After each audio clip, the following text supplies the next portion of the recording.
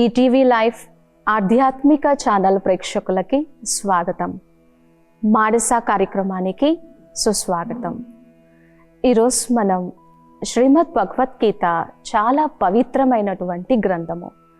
మన జీవితంలో వచ్చేటువంటి సమస్యల్ని ధైర్యంగా ఎదుర్కొని నిలబడాలి అన్నా, ప్రతికూల పరిస్థితులు వచ్చినప్పుడు కూడా మనం ధైర్యంగా మానసిక స్థితితో మంచిగా నిలబడాలి అన్నా కూడా శ్రీమద్ భగవద్గీత మనకి ఎంతగానో ఉపయోగపడుతుంది.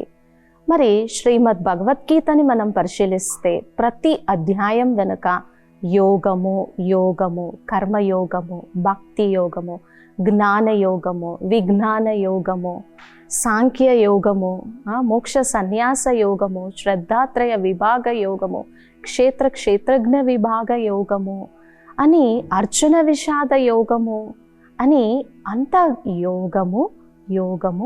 యోగము కోసమే ఉంటుంది. యోగము అనేది మన జీవితంలో ఒక భాగంగా కావాలి అని. యోగము అంటే ఏదో బ్రహ్మ ముహూర్తంలో కొంత సమయం నేను యోగం చేశాను, ఇక యోగం అయిపోయింది, లేదా సంధ్యా సమయంలో కూడా కొద్దిగా భగవంతుని యొక్క ఆరాధన చేశాను, యోగం అయిపోయింది అని కాకుండా, భగవంతుడు మనకు ఎలా చెప్తున్నారు అనంటే, యోగము అంటే ఏ రకంగానైనా సరే నిత్యము ఏ కర్మ చేస్తున్నా నాతో మీ మనస్సుని అనుసంధానం చేసి ఆ యోగయుక్త స్థితిలో ఉండాలి అని మనకి తెలియజేస్తూ ఉన్నారు. మరి ఈరోజు మనము అతి ముఖ్యమైనటువంటి కీలక అంశాలు అయినటువంటి కర్మయోగాన్ని, జ్ఞానయోగాన్ని, భక్తి యోగం యొక్క ఇంపార్టెన్స్ని చూస్తూ మన జీవితంలో మనం కర్మలు ఆచరించేటప్పుడు కర్మయోగిగా ఎలా ఉండగలము, అలాగే అతి అద్భుతమైనటువంటి పవిత్రమైనటువంటి జ్ఞానాన్ని వింటూ ఆ జ్ఞానముతో భగవంతునితో మనం ఎలా యోగయుక్త స్థితిలో ఉంటూ యోగం చేయగలమో, భక్తితో, భావనతో, ప్రేమతో మనస్సులో ఈశ్వరుణ్ణి ఆరాధిస్తూ ఆ భక్తి యోగంలో మనం ఎలా ఉండగలమో అనేది ఇప్పుడు మనం చూద్దాము. కానీ అన్నింటికీ కూడా ఆధారభూతమైనటువంటిది జ్ఞానము. ఇక్కడ జ్ఞానము అంటే ఫస్ట్ మన కోసం మనం తెలుసుకోవటం. నేను ఈ భౌతికమైనటువంటి నశ్వరమైనటువంటి దేహము కాదు, ఈ దేహానికి యజమాని అయినటువంటి, ఈ దేహాన్ని నడిపించేటువంటి, మనసు, బుద్ధి, సంస్కారానికి అధికారి అయినటువంటి ఆత్మను అనేటువంటి జ్ఞానము మన జీవితంలో ఎన్నో రకాలుగా ఉపయోగపడుతుందన్నమాట. అందుకనే జ్ఞానయోగంలో మనకు వస్తుంది, నహి జ్ఞానేన సదృశం పవిత్రం ఇహ విద్యతే తత్స్వయం యోగ సంసిద్ధ కాలేనాత్మని విందతి. పరమాత్ముడు మనకి ఏ విధంగా గీతాచార్యుడు తెలియజేస్తున్నారు అంటే, నహి జ్ఞానేన సదృశం పవిత్రం ఇహ విద్యతే. ఎప్పుడూ కూడా జ్ఞానానికి విశేషమైనటువంటి ప్రాధాన్యత ఉంది. జ్ఞానముతో సమానమైనటువంటి పరమ పవిత్రమైనటువంటి వస్తువు ఇంకొకటి లేదు. కానీ ఇక్కడ మనం చాలాసార్లు ఏమనుకుంటాము, ఏముంది ఆత్మయే కదా తెలుసు, దాని గురించి పెద్దగా ప్రాక్టీస్ చేసేదేముంది, ఈ ఆత్మజ్ఞానం తెలుసు, పరమాత్మ జ్ఞానం తెలుసు అని అనుకుంటాము. కానీ ఇక్కడ తెలుసుకోవటం కాదు, ఆ రియలైజేషన్లో ఉండటము, ఆ స్థితిలో ఉండటము, ఆ స్మృతిలో ఉండటము అనేది చాలా అంటే చాలా ముఖ్యమైనటువంటిది. అవునా కదా? ఈ సంసార సాగరాన్ని లేదా ఈ విషయ సాగరాన్ని మనము దాటి మన మనస్సుని భగవోన్ముఖంగా చేసి పరమాత్మ భగవంతుడిచ్చేటువంటి ప్రాప్తులన్నింటికీ కూడా ఆధారభూతమైనటువంటిది ఈ జ్ఞానమే. ఈ రోజున్నటువంటి రకరకాల ప్రభావాలు, రకరకాల మాయా ఆకర్షణలు, రకరకాలైనటువంటి వ్యామోహాలకి గురి కాకుండా మన మనస్సుని మనం ఎలా కావాలి అంటే అలా సెట్ చేసుకోవడానికి కూడా ఆధారము జ్ఞానమే. అందుకని ఇక్కడ నహి జ్ఞానేన సదృశం పవిత్రం ఇహ విద్యతే. ఎంత అద్భుతమైనటువంటి మహావాక్యం ఇది. జ్ఞానముతో సరి సమానమైనటువంటి వస్తువు ఇంకొకటి లేదు. అయితే ఇక్కడ జ్ఞానము అంటే భగవంతుడు మనకి ఏదో బయట bookish knowledge, maths, physics chemistry ఇవి కాదు. మన మనస్సుని ఏ విధంగా మనము డీల్ చేసుకోవాలి పరిస్థితులు వచ్చినప్పుడు. అసలు ఈ సంసార సాగరంలోకి, ఈ సంసార చక్రంలోకి, ఈ దేహంలోకి, ఈ కర్మక్షేత్రంలోకి నేను ఎందుకు వచ్చాను? ఇటువంటి బంధువుల మధ్య, వీళ్ళ మధ్యనే నేను ఎందుకున్నాను? ఇటువంటి విషయాలన్నింటి గురించి మనం తెలుసుకొని ముందుకు వెళ్ళడానికి కావాల్సింది, అంతే కదా. ఏ రకంగా అయినా సరే, నా దగ్గర ఒక పెద్ద కారు ఉంది, దాన్ని నేను ఎలా డ్రైవ్ చేయాలి, దానికి బ్రేక్స్ ఎక్కడున్నాయి, స్టీరింగ్ ఎక్కడుంది, ఇవన్నీ నాకు తెలిస్తే, నేను నాలెడ్జ్ ఉంటేనే కదా నేను దాని యొక్క బెనిఫిట్ తీసుకోగలను.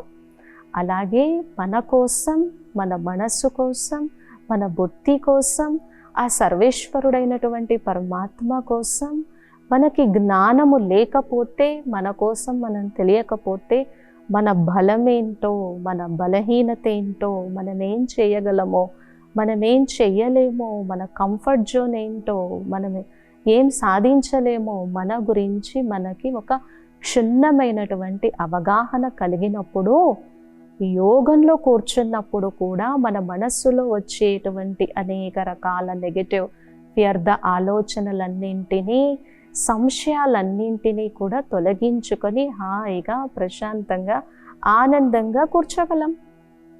మనం ఎక్కడికి వెళ్ళాలో, ఏం చేయాలో, మన గమ్యస్థానం ఏంటో మనకి తెలియకపోతే, ఏ విధంగానూ జ్ఞానం లేకపోతే కష్టమవుతుంది కదా. మనకి జనరల్గా అయినా ఏదైనా ఒక మెటీరియల్ ఇచ్చినప్పుడు దాన్ని ఎలా యూజ్ చేయాలో మెనూ ఉంటుంది కదా, దాని ప్రకారం మనం ఫాలో అవుతూ ఉంటాం. అలాగే పరమాత్ముడు మనకి ఇంత పెద్ద అవకాశం ఇచ్చి, ఇంత గొప్ప జీవితాన్ని ఇచ్చి, ఇంత శరీరాన్ని ఇచ్చి, మనోబుద్ధుల్ని ఇచ్చినప్పుడు వాటిని ఎలా ప్రాపర్గా ఉపయోగించుకొని ఈ విషయ సంసార సాగరం నుంచి, ఈ కష్టాల కడలి నుంచి ఎలా బయటపడాలో అత్యున్నతమైనటువంటి జ్ఞానము తెలుసుకున్నప్పుడు మన మనస్సుని మనము ఇంటర్నల్గా ప్యూరిఫై చేసుకోగలం. అందుకనే నహి జ్ఞానేన సదృశం పవిత్రం ఇహ విద్యతే. సో ఇప్పుడు మన గురించి మనం తెలుసుకున్నాం కదా. మనస్సు అనేది నిరంతరం ఆలోచనలు చేస్తూనే ఉంటుంది. మనస్సు అనేది గతం కోసం ఆలోచిస్తూ ఉంటుంది. ఆ రోజు పలానా రోజు ఈ విధంగా జరిగింది, పలానా రోజు పలానా వ్యక్తి నన్ను అందరి ముందు ఈ విధంగా అవమానించి నెగిటివ్ ఫీడ్బ్యాక్ ఇచ్చారు. ఇక్కడ మనకి జ్ఞానం లేదనుకోండి, యోగయుక్త స్థితి లేదనుకోండి, ఆ నెగిటివిటీని మన మనసు నుంచి, మన బుద్ధి నుంచి మనం డిలీట్ చేయలేం. దానికోసమే చింతన చేస్తూ ఉంటాము. ఏదైతే మన మనస్సులో ఉందో అదే మన ఆలోచనలలో వస్తుంది. ఎటువైపు అయితే మన దృష్టి వెళ్తుందో అటువైపే మన వృత్తి, మన ఆలోచన విధానం కూడా వెళ్తుంది. మరి కర్మయోగం చేసేటప్పుడు మన మనస్సు భగవంతుని యొక్క స్మృతిలో ఉండాలి. కర్మ చేసేటప్పుడు ఏదైనా సరే, మనం వంట చేసేటప్పుడు, మనం చదువుకునేటప్పుడు, మనం ఇతరులతో వ్యవహారం చేసేటప్పుడు, మనం గార్డెనింగ్ చేసేటప్పుడు, మనం ఫంక్షన్కి, ప్రోగ్రామ్కి వెళ్తున్నప్పుడు, మనం ఏ వ్యవహారం చేసినా, తింటున్నా లేకపోతే తాగుతున్నా, మన ఇంట్లో ఈరోజు మనం భోజనం చేసినా అది పరమాత్మకి నివేదించి నైవేద్యంగా స్వీకరించాలి అనన్నా, మన జీవితంలో మనం ఏదైనా ఒక గొప్ప లక్ష్యాన్ని సాధించాలి అన్నా, మనస్సులో ఏ విధమైనటువంటి అలచడి, డిస్టర్బెన్స్ లేకుండా ఒక మంచి యోగయుక్త స్థితిలో ఉండాలి. కర్మయోగం మనకి ఇదే నేర్పిస్తుంది కదా. వర్క్ ఈజ్ వర్షిప్ అంటే మనం చేసేటువంటి కర్మకి ఎప్పుడైతే ఈ ఆధ్యాత్మిక జ్ఞానం తోడవుతుందో, ఎప్పుడైతే పరమాత్మ యొక్క స్మృతిలో ఉండి చేస్తామో, ఎంత గొప్ప కర్మయోగిగా మనం ఉండగలం. మనకి యోగం లేదనుకోండి, జ్ఞానం లేదనుకోండి, ఎన్నో రకాల కర్మలు చేస్తూ ఉంటాము. మనసు ఎక్కడెక్కడో భ్రమిస్తూ ఉంటుంది, ఆలోచిస్తూ ఉంటుంది, ఏవేవో జ్ఞాపకాలకి గురి అవుతూ ఉంటుంది. మరి మనస్సుని మనం సమాధానపరిచి ఒక చక్కటి డైరెక్షన్లో మనం తీసుకెళ్ళి కర్మయోగిగా ఉండి కర్మ చేస్తూ కూడా ఆ యోగయుక్త స్థితిలో ఉండాలి అనంటే ఈ జ్ఞానము, ఈ కర్మయోగము మనకి చాలా అంటే చాలా ఉపయోగపడుతుంది. కొంతమందిని చూస్తాం కదా, వాళ్ళు ఏదైనా ఒక వర్క్ చేసినా, ఒక ప్రాజెక్టు చేసినా ఎంత నీట్గా చేస్తారు, ఎంత చక్కగా చేస్తారు. కొంతమంది ఏదైనా ఒక ప్రోగ్రామ్ కండక్ట్ చేసినా, లేకపోతే ఏదైనా ఒక ప్రాజెక్ట్ డీల్ చేసినా, లేదా వాళ్ళ జీవితంలో వాళ్ళు ఏదైనా ఒక గొప్ప శుభకార్యము లేదా పుణ్యకార్యం చేసి దాన ధర్మాలు చేసినా ఎక్కడ నేను చేశాను అనేటువంటి అహంకార మమకారము లేకుండా ఫలాపేక్ష భావనకి గురి కాకుండా చేస్తారు. అది కర్మయోగి లక్షణము. ఎక్కడి నుంచి వచ్చింది? దాన ధర్మాలు చేశారు, చాలా దాన ధర్మాలు చేశారు, చాలా పుణ్యకార్యాలు చేశారు.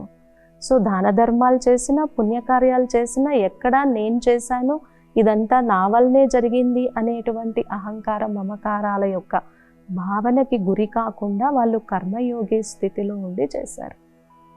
ఆ శక్తి ఎక్కడి నుంచి వచ్చింది?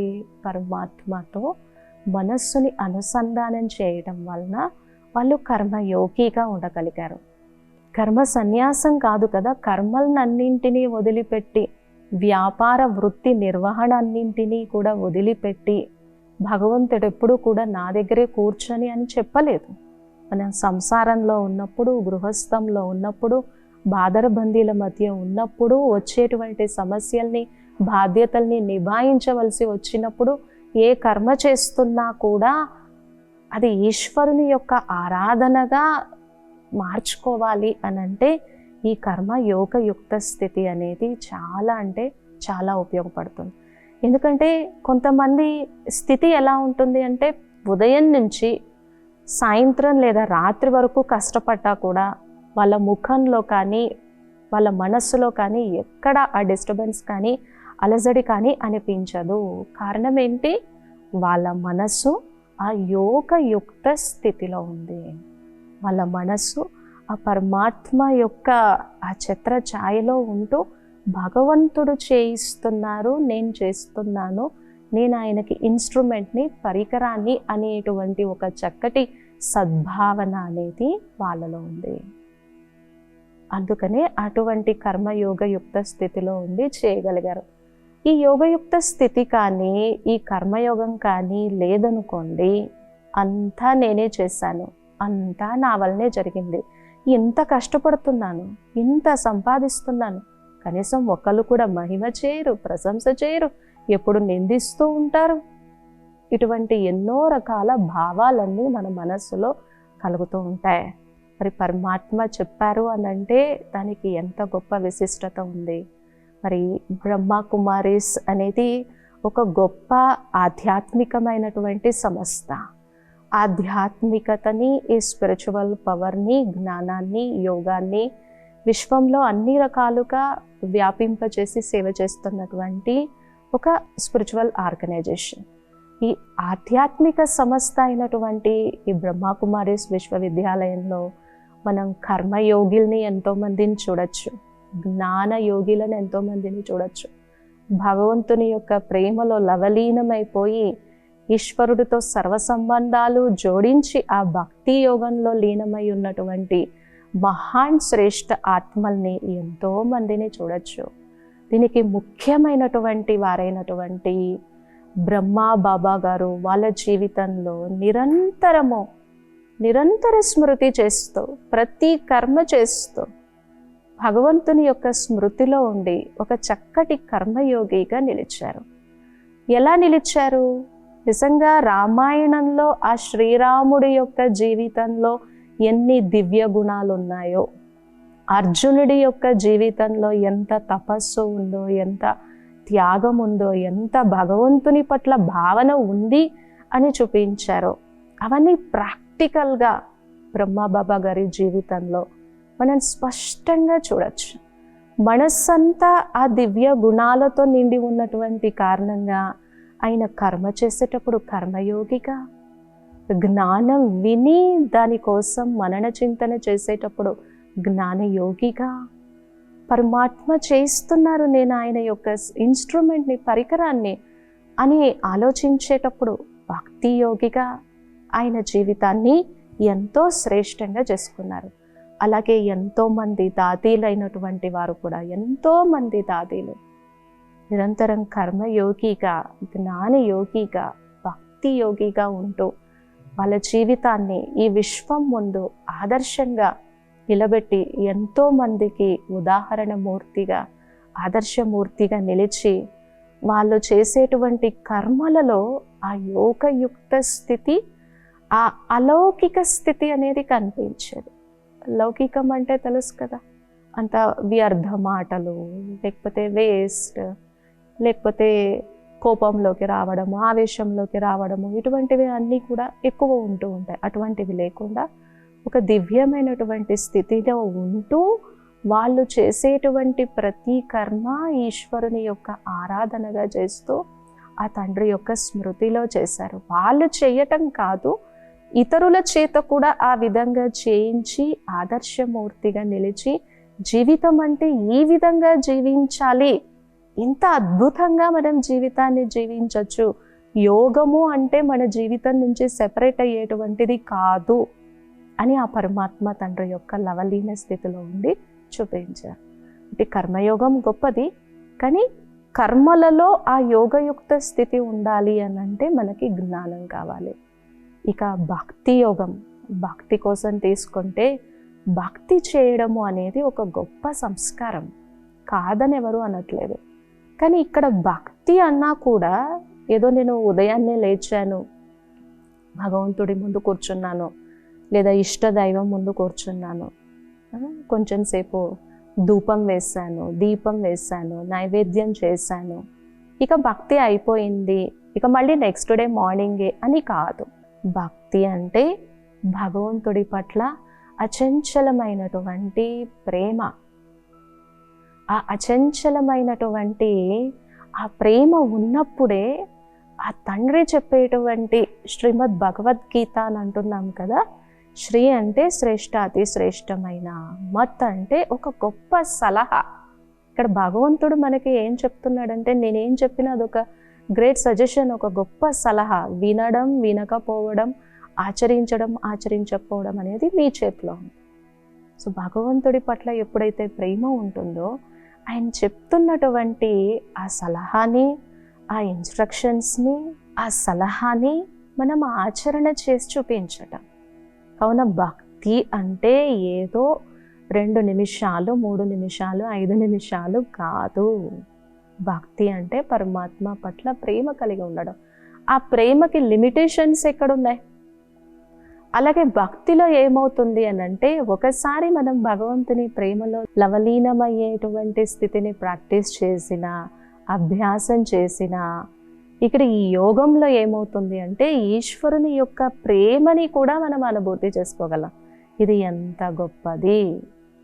ఒక్కసారి మన మనస్సుకి ఈశ్వరుని యొక్క ప్రేమ ఏంటో అర్థమైతే, ఈశ్వరుడు మనకి చేసేటువంటి ఆ గొప్ప మహోపకారం ఏంటో మనకు అర్థమైతే, భగవంతుడు మన పట్ల ఎంత ఉన్నతోన్నతమైనటువంటి దృష్టికోణం కలిగి ఉండి, ఏ సమస్య వచ్చినా, ఏ పరిస్థితి వచ్చినా దిగులు చెందకండి, భయపడకండి, నిరాశ చెందకండి, నేనున్నాను, నిశ్చింతగా నిర్భయంగా ఉండండి అని ఇంత గొప్ప దృష్టికోణం మన పట్ల ఉంది. మనల్ని ఇంత ఉన్నతోన్నతంగా చూస్తున్నారు. పరమాత్మ యొక్క ప్రేమని అర్థం చేసుకోవటము ఇక్కడ భక్తి. అయితే ఈ విషయాలన్నీ విన్నప్పుడు మనస్సు ఏం చేస్తుంది అంటే, ఫస్ట్ ఆలోచన, అమ్మో నేను కర్మయోగిగా అవ్వగలనా, నేను జ్ఞానయోగిగా అవ్వగలనా, నేను భక్తి యోగిగా అవ్వగలనా, ఈ విధంగా చేయగలనా? ఎందుకంటే ఫస్ట్ మనస్సు యొక్క స్వభావం, the psychological nature of mind is only to think negative first. ఏది విన్నా కూడా ఫస్ట్ మనస్సు నెగటివే ఆలోచిస్తుంది. ఎందుకంటే మనం ఎప్పుడూ మనస్సు కోసం కొంత సమయం ఇచ్చి, మనస్సుతో ఎలా మాట్లాడాలో, దాన్ని ఎలా శక్తిశాలిగా చేసుకోవాలో, దాన్ని వ్యర్థ విషయాల నుంచి అతీతం చేసి ఏ విధంగా భగవన్ముఖి చెయ్యాలో దానికి మనం ఎప్పుడూ కూడా నేర్పించలేదు. కాబట్టి అది ఫస్ట్ భయానికే గురి అవుతుంది.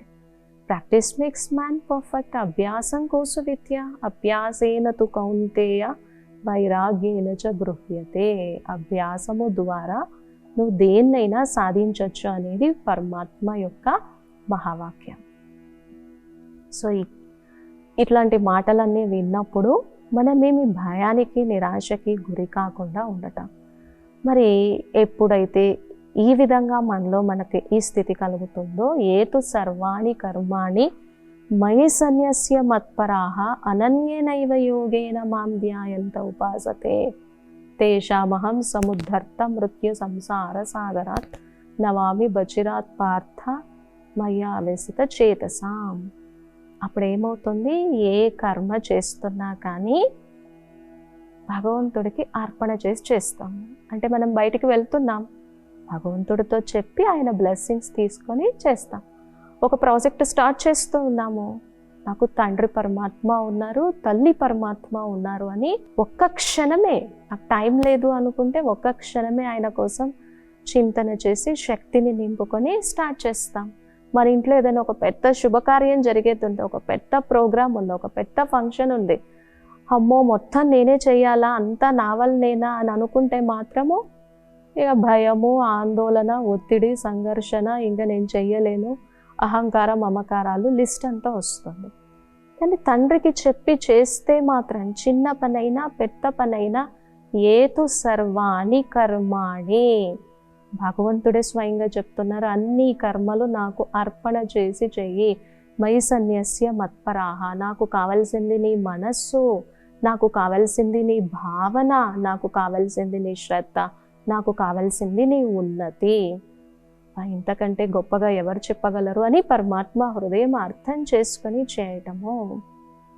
అప్పుడు మనకేమవుతుంది, తేషామహం సముద్ధర్త మృత్యు సంసార సాగరాత్, ఈ మృత్యు సంసార సాగరం నుంచి బయటపడి క్షీరసాగరంలోకి ఆనందంగా ఉండేటువంటి ఒక గొప్ప అనుభూతిలోకి, ముక్తి, జీవన్ముక్తికి మనల్ని మనం అధికారిగా, అర్హులుగా చేసుకోగలము. ఈ విధంగా కర్మయోగము, కర్మ చేస్తున్నప్పుడు కూడా మన మనసు అటు ఇటు వ్యర్థ చింతన కానీ, నెగిటివ్ థింకింగ్ కానీ, గతంలో జరిగినటువంటి పాస్ట్ మెమరీస్ కూడా ఏవి ఆలోచించకుండా నిశ్చింతగా, నిర్భయంగా ప్రస్తుత, ఈరోజు సైకాలజీ ఏదైతే చెప్తుందో మైండ్ఫుల్నెస్ ప్రాక్టీస్, ప్రస్తుత వర్తమాన సమయంలో ఉండి తండ్రి పరమాత్మ స్మృతిలో ఉండి కర్మ చేయటం. కానీ ఇది ప్రాక్టీస్ ప్రాక్టీస్ ప్రాక్టీస్. మనసుకి ఎప్పుడు అటెన్షన్ ఇప్పిస్తూ ఉండాలి. పక్కదారికి వెళ్ళినప్పుడల్లా, ఆకర్షణకి గురి అయినప్పుడల్లా కర్మయోగి కర్మయోగి అని. తర్వాత జ్ఞానయోగం, జ్ఞానం అంత గొప్పది, శుద్ధమైనది, పవిత్రమైనది, ఉపకారి అయినటువంటిది ఇంకొకటి లేదని అర్థం చేసుకోవడము. జ్ఞానాన్ని మన జీవితంలో స్వీకరించి హాయిగా కొన్ని క్షణాల కోసమైన ఏకాంతవాసిగా అయ్యి దాని మరణ చింతనలో ఉండి నవవిధ భక్తిలో 9వ భక్తి అయినటువంటి ఆత్మ నివేదనం యొక్క స్థితికి రావటము భక్తి యోగం. భక్తి అనగానే పరమాత్మని పట్ల అచంచలమైనటువంటి ప్రేమని కలిగి ఉండి నేను చెయ్యగలను, ఈశ్వరుడు ఏదైతే చెప్తున్నారో అది నేను చెయ్యగలను, కష్టమైనా సరే సాధనతో, అభ్యాసంతో, పరమాత్మ ప్రేమతో నేను చెయ్యగలను అనేటువంటి నమ్మకాన్ని మనలో మనము కుదుర్చుకోవడం. కావున కర్మయోగం, భక్తి యోగం, జ్ఞానయోగము ఇవన్నీ కూడా చాలా ఉన్నతమైనవి. దీని ద్వారానే మనం మన జీవితంలో వైరాగ్యము అంటే ప్రాపంచిక వస్తు విషయాల నుంచి వచ్చేటువంటి ఆనందం అల్పకాలికమైనటువంటిది, శాశ్వతమైన ఆనందము నాలోనే ఉంది అని తెలుసుకొని భగవన్ముఖంగా మన మనస్సుని తీసుకొని వెళ్ళటము. అప్పుడే మనకి వైరాగ్యం కలుగుతుంది. కావున ఈరోజు పరమాత్మ మనకి భగవద్గీతలో తెలియజేసినటువంటి అతి ముఖ్యమైనటువంటి మన జీవితాన్ని ఉన్నతి వైపుకు తీసుకెళ్లేటువంటి కర్మయోగం, జ్ఞానయోగం, భక్తి యోగము అనేటువంటి దివ్యమైన అంశాన్ని చూసాము. మరొక చక్కటి దివ్య అంశంతో తర్వాత ఎపిసోడ్లో కలుస్తాము. ఓం శాంతి.